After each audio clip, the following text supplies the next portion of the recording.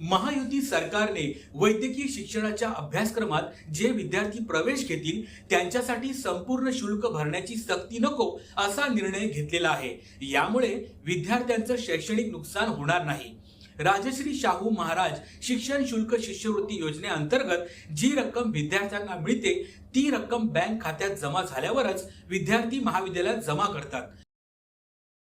त्यामुळे आता विद्यार्थ्यांकडून 50%च रक्कम प्रवेश घेतेवेळी घेणे अपेक्षित आहे, असा निर्णय शासनाने घेतलेला आहे।